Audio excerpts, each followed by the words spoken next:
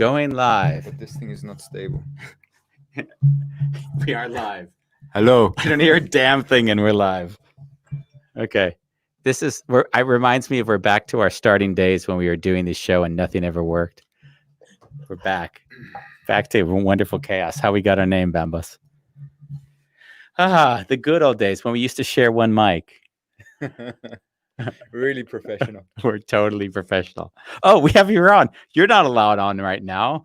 Goodbye. We have to introduce you before you come on. That's how unprepared we are right now. We will see you in a moment. Hey, Bambos.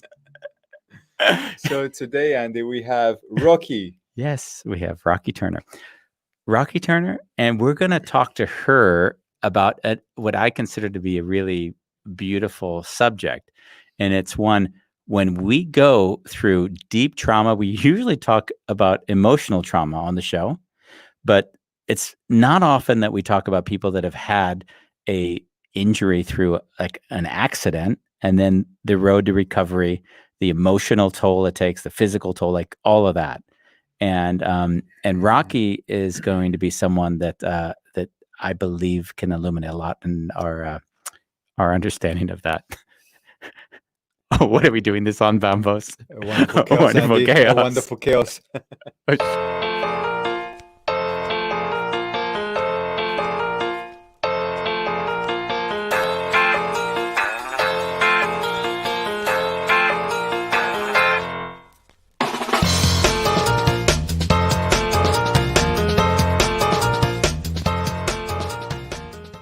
That mic. Okay, give me your mic back. We're having real mic issues today. So Rocky was, I think she was one grade younger than I was when I was in school. She was one of these kind of very athletic people, very charged, very strong. Yeah, I heard she got her name by punching Kid in the face. Yeah. Broke his nose, and then it was in the time that the Rocky movie was out. Really? Yeah. I didn't know that. Well, that's going to be interesting. So we'll get into that as well, I guess. But what for me was interesting was that Rocky and I met about 3 years ago. I don't know now. It was years ago. She is in the new book, right? She's got the chapter of she was a big inspiration to me because I don't know, oftentimes people go through life and they kind of sail through it and they do the easy, obvious stuff. Yeah. And what Rocky was doing was she was taking on challenges that really showed me what a meaningful life looks like. For example? And specifically, she went to Kenya on a trip, and she was in an adoption clinic, what do you call a home for kids without parents? Orphanage. And she found out that that the priest there was molesting the kids. Wow. So, when you deal with that kind of reality, everyone deals with it differently. And some people say, hey, that's not good, but what can I do about it? And then they get on a plane and go home. And so she started to shoulder that burden and say, those kids need to go somewhere else. They can't be under the influence of this guy. And so she supported the creation of a facility. She got 50, they were ladies, out of the arm's reach of this individual. And she just started this whole practice. And now she basically was finding people who would adopt the kid, meaning spend money on a monthly basis to fund the life of these children.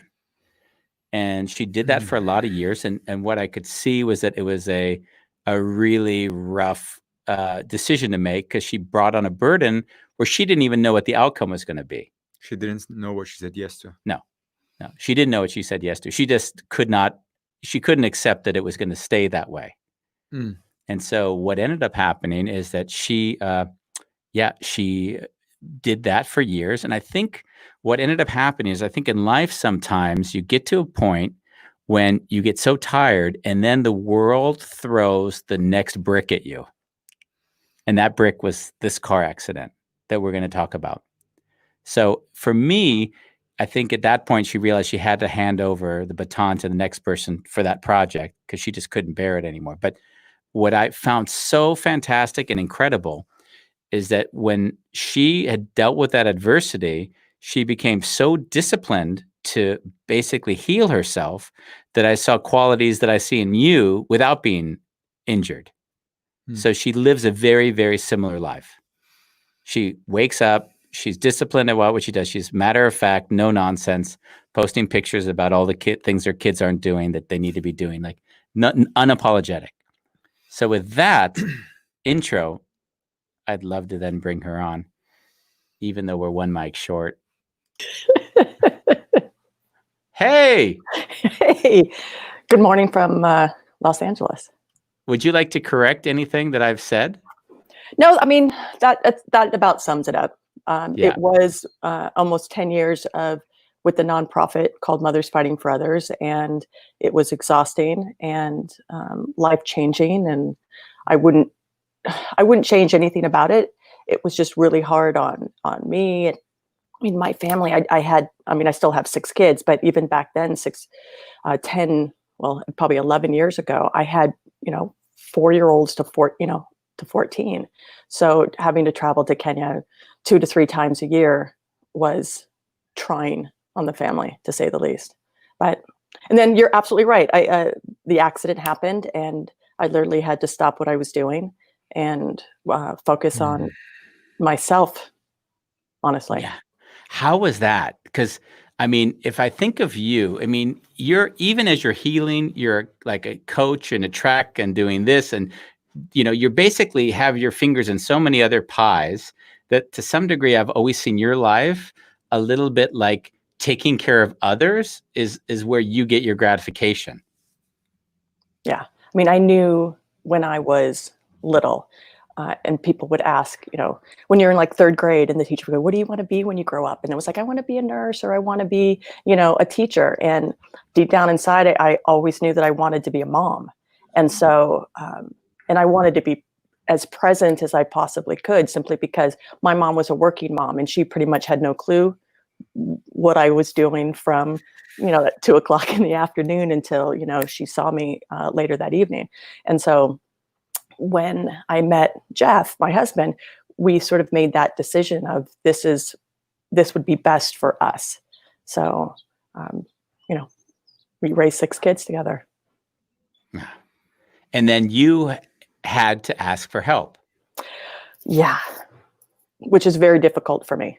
In general, it's very, very difficult for me. Usually because I can handle a lot, and I have to be at the absolute tipping point. I used to be like that. At the absolute tipping point for me to ask that I actually need help. So wow. I mean, that sounds like the most beautiful part of this journey.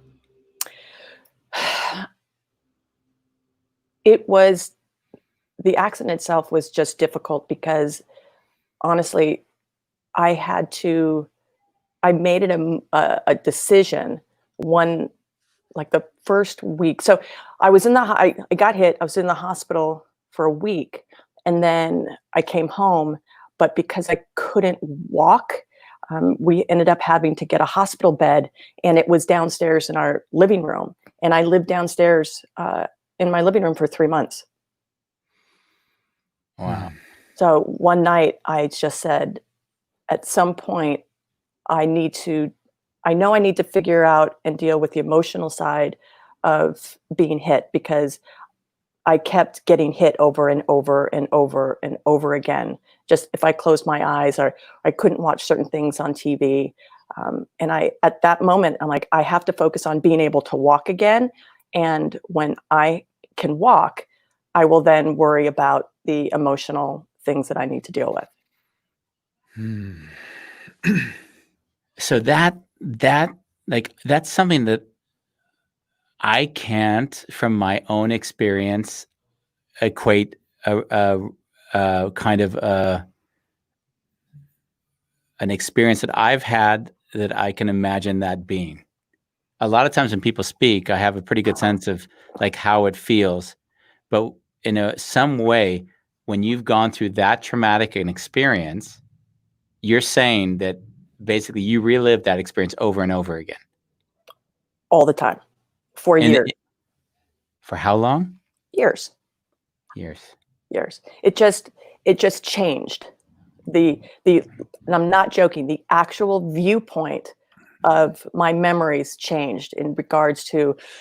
So I mean, I remember the first time where I was lying in the bed, and I just started screaming, and I ended up having a panic attack, and I couldn't breathe. I started hyperventilating, and it was just the image of a car coming at me, and again and again and again and again and again.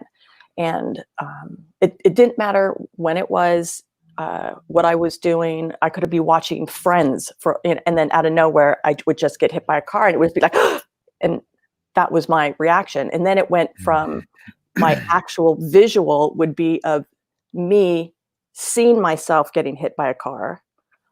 And then it was when I had the ability to go to physical therapy a couple months later, I would see accidents, even though they weren't happening. Or if I saw someone walking down the street, I'm like, oh, the person's going to get hit by a car. The person's going to get hit by a car. Or I would visualize hitting that person with my car. I would visualize see the accidents anymore. But this was the strangest one. I would notice all of the skid marks on the freeway. So I'm like, okay, so the car skidded and it hit that side, and I wonder Wow. what that looked like. And then I would visualize what the accident would look like, to the point now that I don't even think about it. Wow. So now I can drive from one point to the other and not think about being hit, getting hit, or anything of that nature. Wow. It's exhausting. Yeah.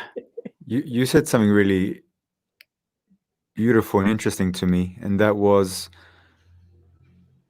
you had to stop visualizing of getting hit by the car. I'm not sure if I'm articulating it correctly, so that you can learn how to walk. Like, can you say that Well, again? It was, I knew that because the panic that I felt, and during the day, I was never alone because I was in my living room. And so there were people, my children, coming to and from, school, or my mother-in-law was awesome enough to come and stay with us for a little bit, if Jeff had to travel on a business trip. And so I was never really alone except at night. And so I call those sort of like the dark hours, between like 11 and probably 4 a.m. were those times that, one, the medicines would wear off. And at about 2 o'clock in the morning, I would wake up and I would be like just bawling and crying because the pain was so bad, because I actually fell asleep. And now if I woke up, the pain was there, and it took a good hour to an hour and a half for the pain meds, to kick back in. And so those were the very dark, alone times that I had to deal with. And so I kind of knew that I can't have these. I chose not to have these emotional breakdowns in front of my children. I needed them, in my viewpoint, I needed them to see that I'm not going to complain about what happened to me. They've never heard me say, why did this happen to me? They never saw the angry side of what happened. And I really honestly tried not to do the why me, because it doesn't help the situation at all. So I knew that at that point, I just need to just kind of shut down that emotional stuff so I could, literally focus on just walking, because I knew that I wouldn't be able to focus on the physical work that needed to be done if I was dealing with the emotional side as well. I compartmentalized it, basically.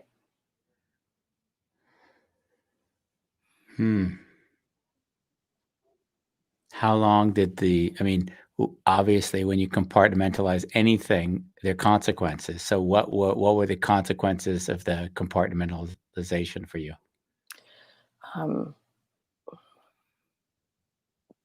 probably the worst thing that happened would be the emotional distance that I put between Jeff and I. Yeah. Because if I'm not going to feel it, then that means I'm not going to share it. And if I'm not going to share it, then he's not going to be part of, that process, which is one of the reasons why at that point we ended up we saw a counselor. Yeah. Sounds like you blocked all your emotions. It wasn't just that part. Yeah. Yeah. Yeah. I think Because who that's, wants to be scared? yeah. And I mean, it's similar when we're talking at, we met, I did the tour about feeling my pain. Like I'm always very much in touch with this. If I can't feel the pain, I also can't feel the love. Hmm. So, when we talked about it on one of the shows, when mom died, I basically ended the relationship with Lisa. You might have remembered her from our high school days, but I just called her up and said, I can't see you anymore, because I emotionally wasn't able Mhm. to feel my own suffering. And I sure as hell didn't want to be with somebody else, because it only felt worse. Yeah. Like I could wallow in my own pain, but then to have to face somebody else and then not be able to communicate, it made it even more obvious how little I was emotionally processing. Yeah. The therapist, I ended up having to, we have our therapist, and then he recommended another therapist for PTSD.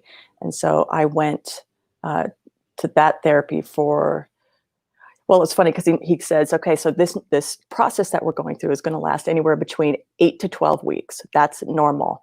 And I'm like, I'm going to be done in 6, and pretty much I was done in 6. But the therapist was really worried. He thought that I was trying, when I told him, like, okay, I just emotionally shut down. I needed to make sure, because I walked into that therapy, and now I was ready to now deal with the emotional side of this. And he really thought that I was literally like not wanting to deal with it, and then I was pushing it away. And he was worried that there wasn't going to be a breakthrough because I had held back for so long. And honestly, I just started, and I'm like, I said, fuck it. We have this much time to work on it. I don't want to deal with this anymore. And then I just spewed, all the fears and having to deal with, being hit over and over again, and how are we going to move past that? Wow. Yeah. When you said that, you have. Go on. I was just saying, you reminded me when my mom died, and I dreamt night after night that she was alive. Mhm. And then I'd wake up and always feel like I had to relive the death again, because it was like in the dream, I felt like she was alive. And then I had to face the reality in the morning that she wasn't, again and again. It was really torture. So That is torture. So I'm sorry. yeah, it was not a good year and a half, 2 years after that, just because the trauma didn't have any grounding. And like you, I didn't have any access or people in my environment that could help me, because I was so shut down anyways. Yeah. Yeah. And and if no one's been through with what you've been through, I don't want to make light of what they've been through. I mean, like even when I was in physical therapy, there was a woman there that I had known from years ago, and she was complaining about her shoulder, and she was just doing her physical therapy, and I'm just sitting there on my table doing my kind of stuff, and she's going like, I play too much tennis in my shoulder and all of this, and I just listened to her. And then I saw her again like 3 weeks later, and she's like, well, why are you here? And so I told her like a very brief version of my story, and she's like, oh my God, I'm sitting here complaining that I play too much tennis. And I just looked at her, I said, listen, pain is pain. And so the people next to me who just possibly had knee surgery is still going through the same issues that I'm having, because I had 3 knee surgeries at that point. And so It's also the mindset, though, huh? Like if I'm sitting down and saying my shoulder, my shoulder, my shoulder, it kind of becomes like a mantra. And like the less you talk about it or give it energy, I can imagine also that also being there for other people kind of reverses the energy, if you know what I mean, internally. getting hit by a car was probably the best thing that's ever happened to me. And it's difficult. It was difficult for me to understand that, or to even say it when it, in the dark times. But I'm a better human for it. I think I have more empathy for people who are in that kind of physical pain, and it's amazing how easy it is for me to recognize people with trauma issues that aren't willing to see it themselves. Yeah. Just by the physical things that they do. They don't have to say anything. So. Yeah. That's something we talk about a lot on the show, is that once one has had an experience that they've sort of made peace with, it's so easy to see that in other people. But if you resist it in yourself, then you really have a hard time seeing it, because you haven't even figured out how it works in yourself yet. Yeah. Yeah. There was a beautiful gentleman that was, I just happened to sit next to him during physical therapy, and I'd asked him what happened to him, and he said, well, I was working in construction and I fell off a 2-story building, and he broke both shoulders. And as he was telling me his story, he started to shake, and he started to, and I had literally just finished up like my 3rd or 4th session from therapy. And I'm like, this is what's happening. And so I asked him, I go, can I hug you?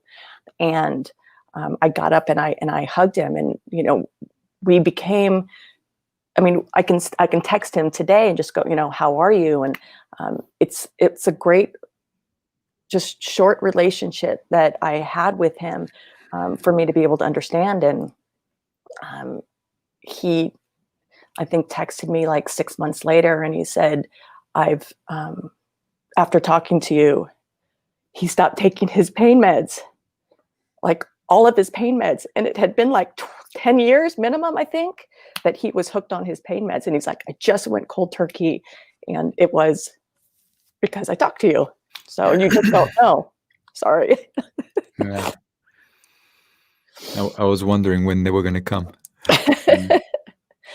Well, Yeah. I think probably my favorite story of Andy during all of this was, I can still picture it. I was in my kitchen, and he goes, Rocky, have you cried about this yet? And I said, nope. And it had probably been a year. And he goes, why? And I said, I don't know. I just don't know.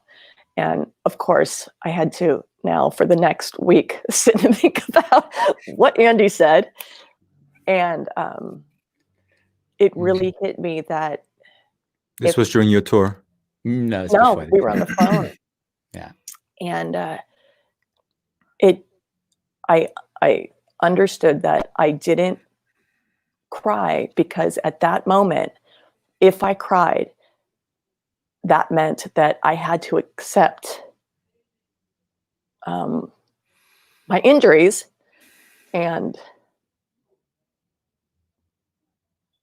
understanding that there are limitations now, that I wouldn't be able to run like I used to anymore, or,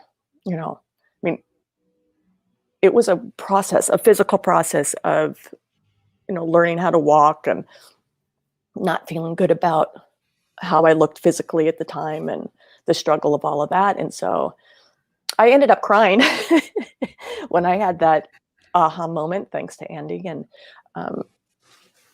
it was just this actually isn't the end of my recovery. It's just the acceptance of what happened. Yeah. So. I was trying to tune into what it was like to be you. One day you are walking on the street, and the next day you're on the hospital bed, pretty much broken. And as you're lying in that bed and you're coming to your senses, like, what was the internal dialogue that was going inside you? Like, what was the... I have have most of the memories that I have are how it happened, when it happened, because of the way my therapy session were going. Was I had to discuss the beginning of, not that day, sort of like I decided that I was going to go walking, and I asked my son to come with me. My daughter asked to go, and I said no, thank goodness, and because she was younger. And I had to talk about, okay, so we started walking, and then I heard a screech. And so it was really like a step by step of what happened until I felt safe. And the moment that I felt safe was when I was in the ambulance. Like I couldn't get hurt anymore after that. But then going into the hospital, because we came in, because there was an accident, obviously. And so there were other people that were injured in the car as well. And so the hospital didn't know that they put me right next to the woman that hit me. And then it was just a curtain in between. And I didn't know that. And, they were trying to, move me and, sort of kind of set my leg a little bit. And I was screaming, just screaming, because the pain was so bad. And then I don't know how much time went by, but two women came to my bed, and it was the woman who hit me and her niece, and her niece spoke English. And so she just wanted to come to me, and she said, we just wanted to apologize. And we held hands, and I said, it's okay. It was just an accident. You didn't mean to do this. And we just sat there. Well, I lied there and we held hands and we cried, and that it sort of just made everything better. So, and then I don't remember much. There was a lot of drugs involved after that. Yeah. There was a lot of drugs for the next, week in the hospital. And I was on 2 pain meds for a couple months, and then I'd have to have another surgery. I'd clean myself up from those drugs, and then I'd have to have another surgery. And then I was put back on the pain meds, and then I'd have to wean myself off those drugs. And then there was another surgery, but no pain meds to date. I mean, and while you're doing this, you're even like creating a physical regime for yourself, as I've sort of followed you. Like, well, we had in the beginning, because I couldn't really walk, we had to have an in-home person come here. And luckily, she goes, you're lucky that you were an athlete, and, just doing some basic arm movements. Cause the trauma was so bad. Like I couldn't even pick myself up to get from the bed to, let's say, a wheelchair. And so I had to, start with that again. And then, because I was hit on Thanksgiving, and then the end, I want to say it was January 5th was my first, going into the car to go to physical therapy. So it had been about 6 weeks that I went to physical therapy in the wheelchair. And then I think through when I was dealing with the billing, it was over 250 hours of physical therapy. Wow. So in the beginning, it was just twice a week, because that's really all I could physically handle, to 1 month. And I couldn't tell you what month it was. I was there every day. I was there 5 days a week for about 3 hours a day. Wow. Yeah. And still coaching track at the time. I went, there was tryouts. So I was in the hospital for a week. I was home for a week. And my husband and my kid were so awesome. Sort of like picked me up and put me in a wheelchair, and we strolled out to the track, and I went to the track tryouts. Wow. So my athletes saw me go from a wheelchair to a walker to crutches to being able to walk. Wow. And I'd get on them if they were late. Yeah. Because I'd scream out, if I'm in a wheelchair and I'm not late, you shouldn't be late. So you had better leverage on them. Yeah. You could guilt them. Oh, completely. It actually sounds to me that you've been training your life to deal with these kind of moments. Mm. So thanks to Andy and the last letter. So Andy and I met at Notre Dame, and we both ran track, and we both had the same track coach, Joe McNabb, and Very emotionally connected individual. I don't believe you. But the lessons that I learned, that you learn as an athlete, but specifically, with track, and literally like falling down and having to get up, understanding that you are stronger. There are things that you can do that you didn't think you could do. These are the lessons that track gives you. And so I ended up taking an article that our local paper had written, a story about me, about the accident. I took Andy's last letter book, and then I wrote Joe a last letter, just thanking him for always pushing me. And I kind of told him, he didn't know, because I was like 14 at the time, but I had a raging alcoholic stepfather, and I had my biological father just sort of ditched my brother and I when I was in high school. And so this young man of like 27 ended up not knowing, but he was sort of a surrogate father. And at least it was one of those, at least he was there every day for me. And I told him that. And, I was a track coach. I'm a track coach now because of him. And I just wanted to thank him for like never changing who he is. And that I owe him, and I owe track my recovery. And I literally just wrapped it up in a rubber band, all three things. And I handed it to him at a track meet one day. And I'm like, I have something for you. And he looks at me like I'm crazy. And I just hand this to him. I'm like, all right, bye. I walked away. And we never talked about it. That was like 2 years ago. And I've seen him multiple times, and we've never spoken of it. So, and I literally just found the copy of the letter that I wrote him. And I started crying reading it again. But I'm glad I kept it, because it grounds me to remembering what got me through what I needed to get through. So track is what got me through.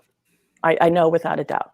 If I wasn't an athlete through those teen years and a couple years in college, and the lessons that I learned from track, I wouldn't have progressed as much as I did. And the people that helped me go through this, my physical therapist, they could have, when I walked in, they could have seen me as this stay-at-home mom with a pretty much a leg injury, but they treated me like an athlete. And because they treated me like an athlete, I was able to push myself, and they pushed me harder. That, I can run. It just hurts a lot if I try. But you wouldn't know. People who see me now, who have no clue that I was in an accident, would never know that I was in an accident. And I owe that all to the physical therapist. Because they just tell me to shut up. Just suck it up, baby. Suck it up. So you are running now? I don't train. No, Okay. if you were coming after me with a knife, I'd run. I would just be in a lot of pain for a couple days after. So I don't have full mobility in my ankle and in my knee. And so it just kind of, your gait is all screwed up when you're trying Oh, to yeah, run. yeah, And yeah. then that causes pain in your knees and your hips. And, so, I mean, all the bones healed. I had when I was hit up against the wall, there was like this frame, and it was like this rock thing, and it punctured the back of my knee, about that big, and it lacerated my IT band and my LCL, and so my knee wasn't stable, and so the doctor said I wore a knee brace, a knee immobilizer for almost 2 months, maybe. And so when it was healing, that just sort of stiffens your knee. And so Yeah. even though all the bones healed, it's fine. I have a rod in my leg now, but even though the bones healed, I couldn't bend my knee at all. And so that 250 hours was being able to joke like, oh, I can bend my knee just a little bit to here. And those are where the two other surgeries were after that, because once you get stuck, then they just, all right, we'll just put you under, and then they just force it. And, it's delicious. You said that this journey gave you insights into yourself and into others. Would you say that there's things you are shifted in your life because of this? Like not obvious things? I'm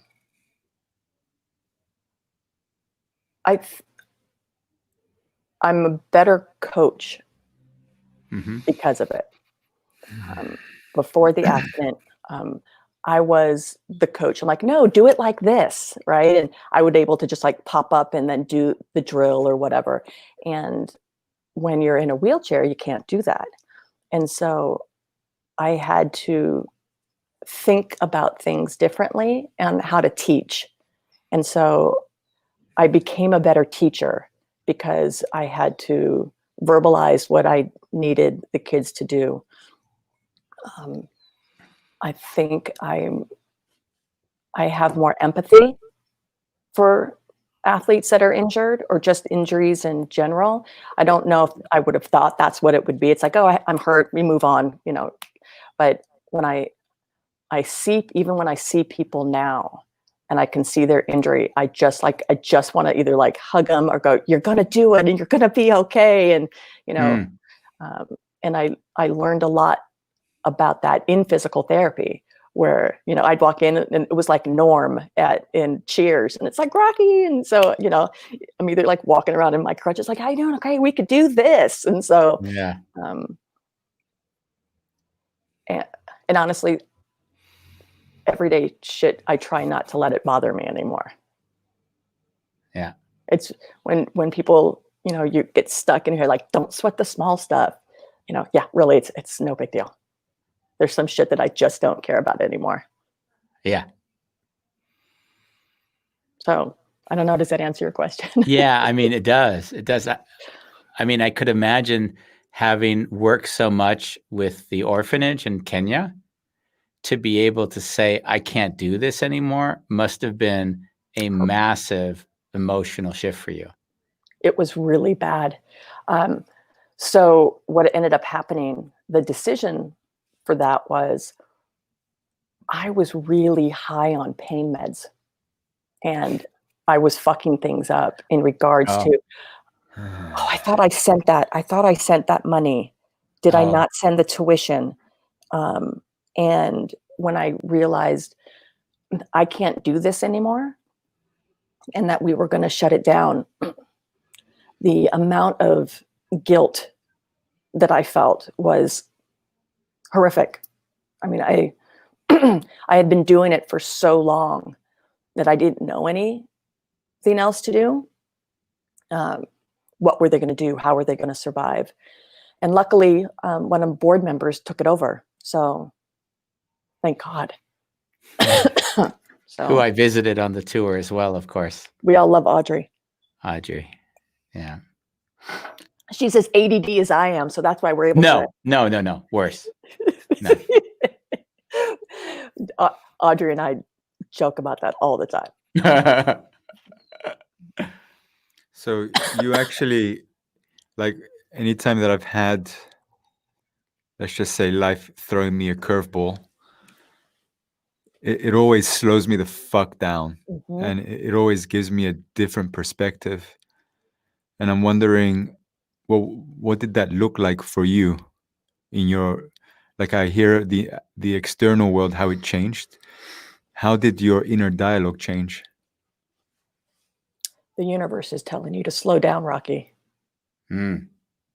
That's exactly what it was. And I think that's why I was able to make that decision to leave, the board and that, because you can't do it all.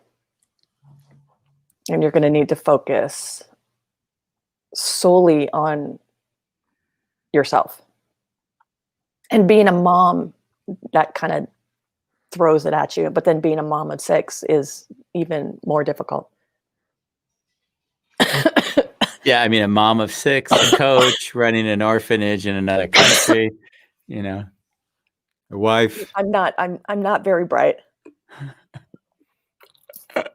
You need another thing to distract you in the past. Now I don't think you need that anymore.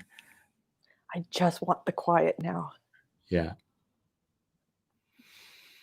I enjoy being alone now. Isn't that an incredible shift in life? Being comfortable with your own company is like heaven. Yeah. I did the audiobook today and I read your chapter, by the way. Oh, you did? Yeah. How'd It it was go? really nice to read the chapter. Which chapter is that?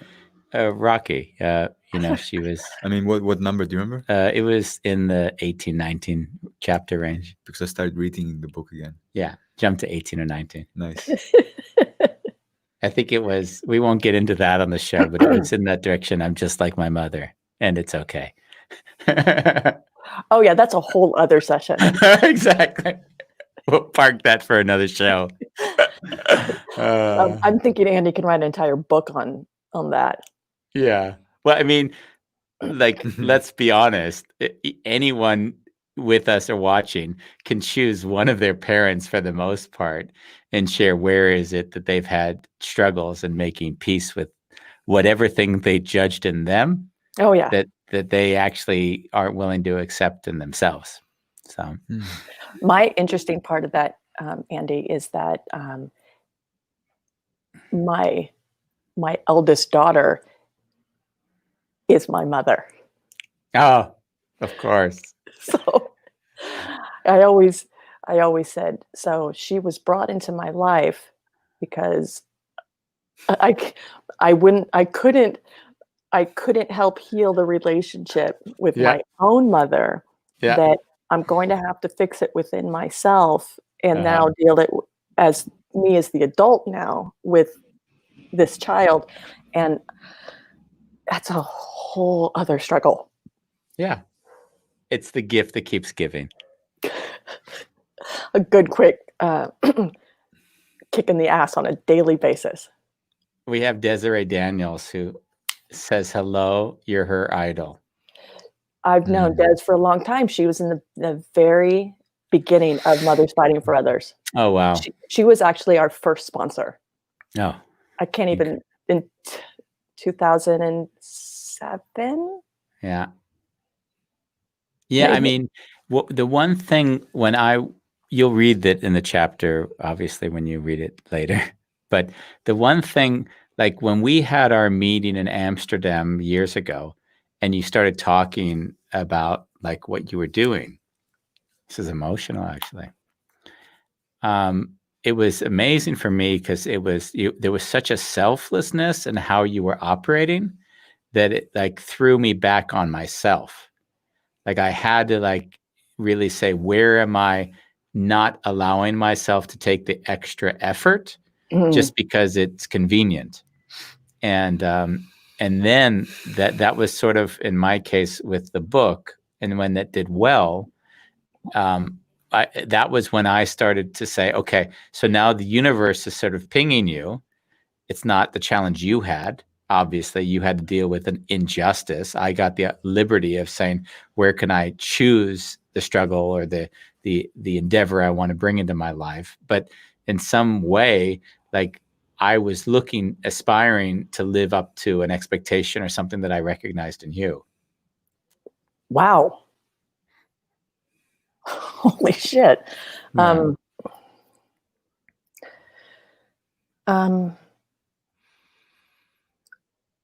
My sister-in-law and I went to Kenya and I fell in love with a child.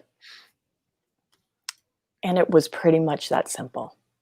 You know, I've always said, like, people always say, oh, my husband or my boyfriend or girlfriend, wife are my soulmates. And this little girl was my soulmate. It's like, oh, now I understand why I'm here. And Jeff and I were considering adopting her and her little sister and bringing her home. And we had already adopted two. Both of our daughters are adopted. And it wasn't going to be an impossible feat. And so we decided, okay, instead of helping two, let's help all. And that's sort of how this started. And so I just say I'm a mom. And that first experience changed me because those children didn't have one. And they were so accepting, like just physically accepting of a hug. And we were never alone. Our hands were always, covered. They were always here. They're playing with our hair and all of that. And it was just, all right, I'm in, let's do this. And they never would have guessed that when I said, I'll be back, because all the volunteers say, I'll be back. And then they're never seen again. And that little girl, Winnie, was finishing up her fourth grade. She was in fourth grade at the time. And I'm happy to say she's, well, I don't know about with this whole COVID thing, but she is now in her last year of law school. Yeah. And we've just helped her and guided her and put her through school since the day we met her. Yeah. So if you just think of it, we just wanted to do and give the opportunities to these kids, hopefully what their mothers would have wanted, which would be to be fed, to be clothed, to be housed, and to have a good education. That's the least we could do for them.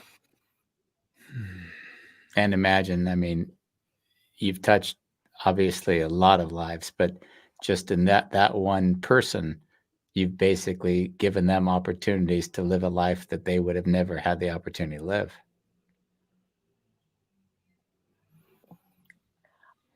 I don't like taking that kind of credit because everybody can be given an opportunity and not take it and not run with it. And Winnie did.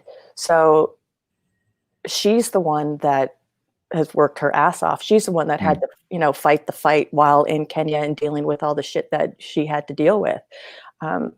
So she's the one that deserves the, Yeah. You're It's the so funny badass. because that's the answer I get from everyone that's selfless. No, but this one's really true. I know, but that's always true. And yet, if you didn't create the conditions for her to flourish, she wouldn't have been able to flourish. And that's the beauty. And Jeff always says, just say thank you. Just say thank you. I have a hard time with that. I felt it too. I think we share that. So I love pointing it out in others because it's always hard for me to do the same. So Bambos can contest to that. Yeah. He'll kind of like ease out of the conversation. He's always thanking me for all the stuff that I supported him in. I'm always like, yeah, that's great. Whatever, move on. Move on. Just keep doing what you're doing. You're such a dick. Uh, Wow, Rocky, I feel like I'm sitting here quiet, but internally I just feel in complete awe.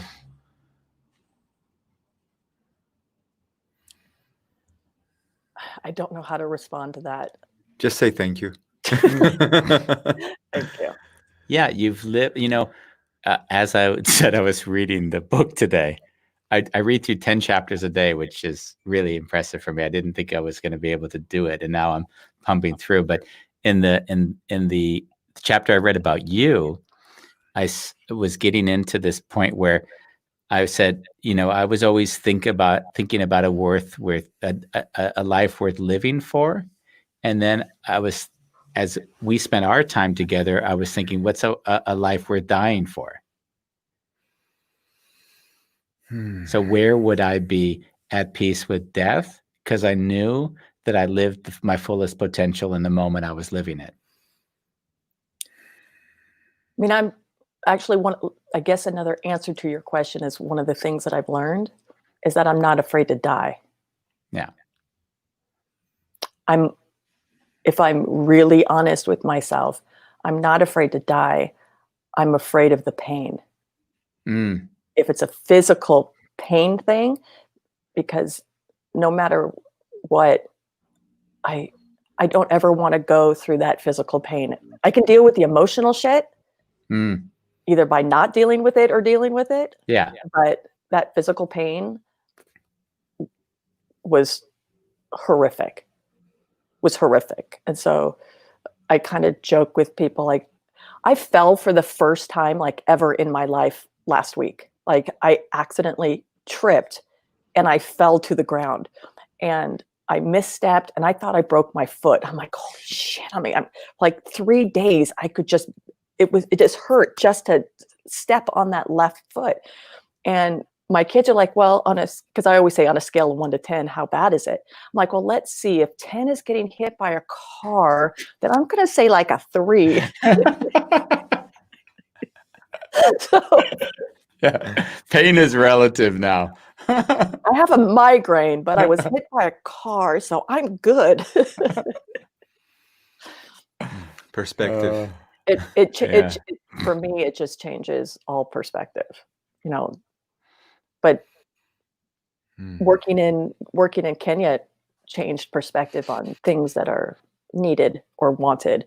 It would drive Jeff crazy because every time I came home, I'm like, we don't need any of this in the house, and I would just clean up the house and stuff. Like, even I remember you made the comment when you came to do a last letter, and you're like looking at the house. I'm like, I wouldn't expect a house with 6 kids to be this. Yeah. And I don't know what you said, because it's not like it's clean, but it's just more empty. It's sterile. It's like a clinic, and I think you explained to me, because when you were rehabilitating, things changed as well. I believe you said something about that. Well, yeah, stuff isn't important. Yeah. So it's also okay. So when I went to the therapist, and he's like, okay, so have you ever been in any other trauma before? And I'm sitting there and I'm like, okay, well, I was raised by an alcoholic. My house caught on fire twice. My second time, my house burnt down in the Northridge earthquake. I had an issue with an uncle when I was a kid. Yeah, I think I've been through some stuff, so I could recognize it. But honestly, it wasn't until a couple days into therapy that I realized that, oh, I had PTSD after the earthquake. Like, that's why I slept in the living room for a year. It's things that you don't really know because I didn't know. I just thought it was normal that the sound of a crackling fire should scare the shit out of everybody. No, that was just me. Wow. Yeah, it's almost like we have this predisposition, and then we have things that enter that, and then that sets us off. So in this case, the accident obviously was a trigger for all these other things as well, I'm guessing. Wow. Those are my favorite moments of watching you guys on this show, by the way. Yeah. Pause and then I love Everyone- it's my favorite. Everyone seems to like that. It's Hmm. like, why would we talk if we don't have anything to say? I just think you guys are great listeners, and you're really trying to hear what people are saying and internalize it, and try the best that you can to be in that person's place. Yeah. That's what I see. I see food in Bambos's teeth right now, so it's hard for me to concentrate on what you're saying. What did you have? Yeah, you got it. Fuck. I do believe before you walked in, Andy, he did call you an asshole. He did, of course. We do usually have a teeth check before we begin. We've run into some havoc in the past, so I think I've witnessed watching that too. yeah. Yeah, it's really incredible to have you on. I have to admit, I didn't think you'd cry on the show, because of our past contact, and you're usually one step removed from letting yourself be that, like, able to access the emotion. And it's beautiful to see you just flow in and out and not have it be anything other than that moment. There's some beauty it's in a that. crazy stressed out times right now. So Oh, I think yeah. I've been on the verge of crying for about a month. Wow. Before we got on, we both talked about how we cry on the Notebook, on the P.S. I Love You, Rocky 1, 2, 3, 4. Yeah. And I said, everyone thinks I was I'm a kind of hard ass. expecting her to cry. Yeah. I said, everyone thinks I'm a hard ass, but really I'm quite emotional Yeah. when I Yeah. want to be, when I allow myself to be. Yeah, Ronnie, I've been playing the song, the Sting "Little Wing" song, that Jimi Hendrix cover, and whenever I play that, Ronnie's like, "So what's going on? Do you have some emotion that needs to get out, or what?" She knows you. Yeah. I'm really good at just shutting down. It drives Jeff crazy. Yeah. We've got a few people. Maria McNamara is also here. She's saying you're still awesome. I don't know why she throws the still in there as if it needs to be qualified in some regards. No, she's actually trolling me because Americans say awesome all the time. Maria is an old dear friend from Mothers Fighting for Others. Beautiful. She fought the fight with us too. I haven't talked to her for so long. I love that woman. That's beautiful. And then we have our fan as well. We have Magdalena. our listens. Magdalena is one of our active listeners. Thank you, Magda, for always being with us. And there was also one comment that we didn't. Yeah, earlier on we saw Brandon Cassidy. It seems like he was also hit by a car as well. I don't know if you know that, but he was. I did not. Yeah, he says that makes us part of an exclusive club. That was the comment. Wow. Yeah. He's a fellow coach on the other side of the country. Oh, nice. I thought you were going to say on the other team, as if they were like, we have to say he's not a good coach. He's someone coaching the competition.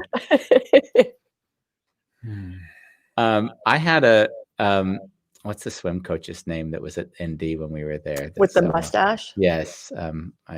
Barrett? Yeah, Barrett. I don't know how that came out.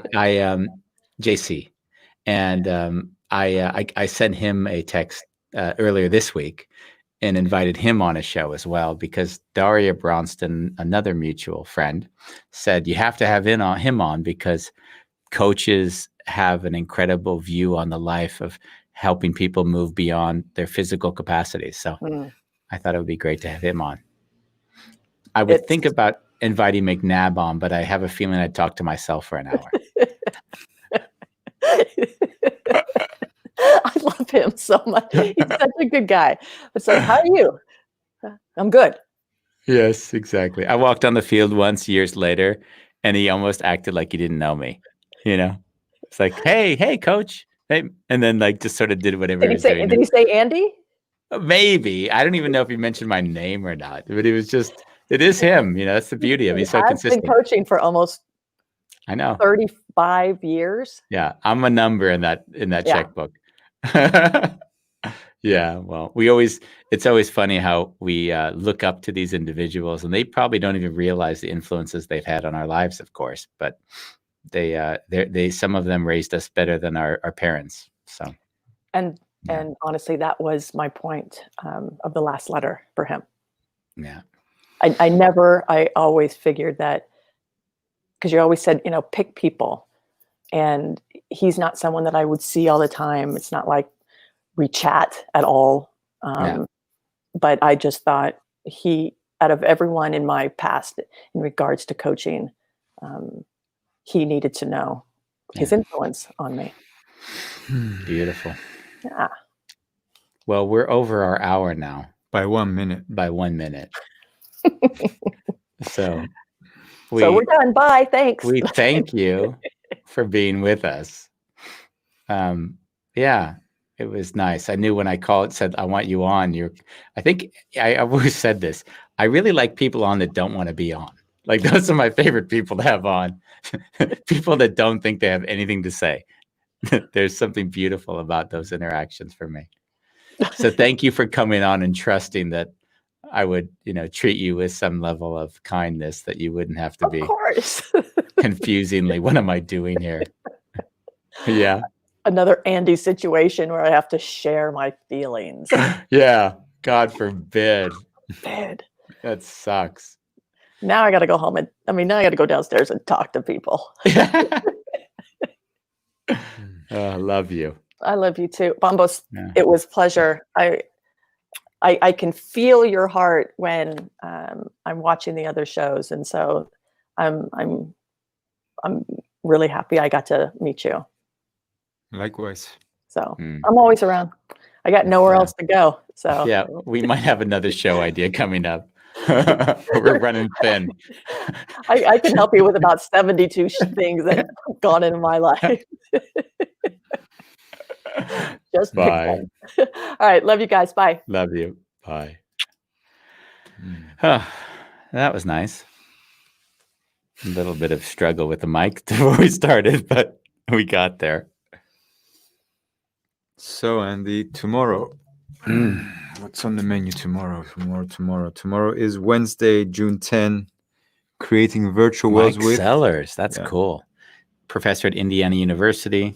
He's been doing and creating virtual worlds for years, writing all the manuals other people use when they're creating virtual worlds.